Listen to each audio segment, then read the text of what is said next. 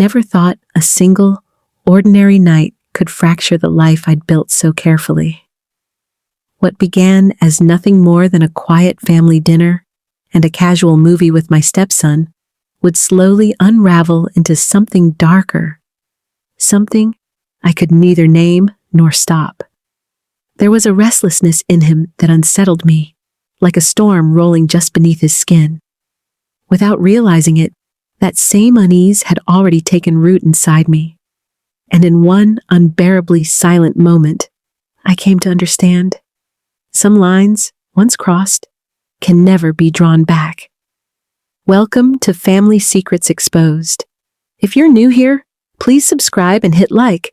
Your support allows us to continue telling real stories like this. Now here's mine.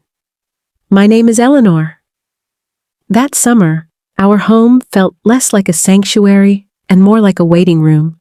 Hollow, airless, temporary. George was forever gone on business trips, his voice reduced to static-filled hotel calls and exhausted excuses. Our marriage had shriveled into a schedule of departures and arrivals, a shell of the intimacy we once had. Nights stretched long and heavy. Silence became the only companion I could count on. Then Liam arrived, not a stranger, but George's son from his first marriage. 21, polite and untethered, he was trying to figure out his next steps: college, jobs, purpose. He stayed with us for a few weeks, and in the beginning, we were nothing more than two distant people sharing a roof. Midnight snacks in the kitchen, small jokes over old black and white films, early morning runs in the cool summer air. None of it seemed dangerous. Until it did. One evening, George called to say his trip would run longer than expected. I sat curled on the couch with a glass of wine, the glow of the TV flickering across the dark room. Liam came downstairs, sweats, hair damp from the shower, and settled across from me. He was quieter than usual, and there was something in his eyes I hadn't seen before, a new intensity. A question unspoken. "You look lonely," he said softly. I gave a small, brittle laugh and told him I was only tired. But he didn't look away. He noticed things, the stack of novels on the shelf, the music drifting low from the speakers, the scent of my perfume. What had once felt like harmless attention sharpened into something heavier. Something I was afraid to name. Then he spoke words that should never have been spoken. "I don't think George deserves you." My heart stopped. I told him to stop. I wanted him to stop. But another part of me, the part that had been starved for affection for so many years, answered with silence. That night, our conversation stretched until dawn. His confessions bled into mine. He spoke about never belonging, about the weight of expectations and comparisons he could never escape. I spoke about loneliness, about mourning the man I once thought I had married. With each word, the walls we'd built around ourselves crumbled.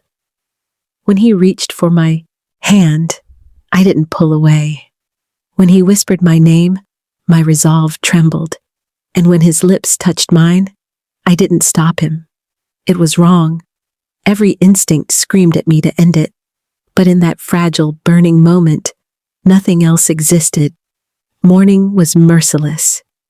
Guilt pressed against me like a storm cloud, filling every corner where warmth had lingered hours before. I told myself it had been a single lapse, a mistake I could bury. I tried to distance myself, but Liam would not let that distance hold. In the kitchen, his fingers brushed mine. Small notes appeared in my palm when no one was looking. His gaze followed me with a hunger that terrified me, because it mirrored the same hunger inside myself. "Don't you feel alive with me?"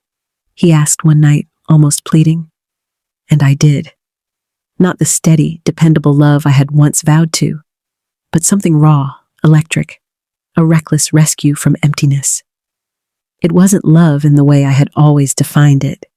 It was need. It was fire. Looking back now, I see how every glance, every whispered confession, was another thread unraveling the life I thought was secure. Secrets like ours never stay hidden. Each compromise, each rationalized choice laid the groundwork for consequences I knew were coming. Maybe one day the truth will spill out. Maybe I'll have to answer for the betrayal, the pain, and the destruction it will bring. For now, the weight of that night lives inside me. A memory that changed everything. A memory I cannot erase. He wanted more. So did I. And for reasons I still struggle to name, in those stolen hours, nothing else mattered.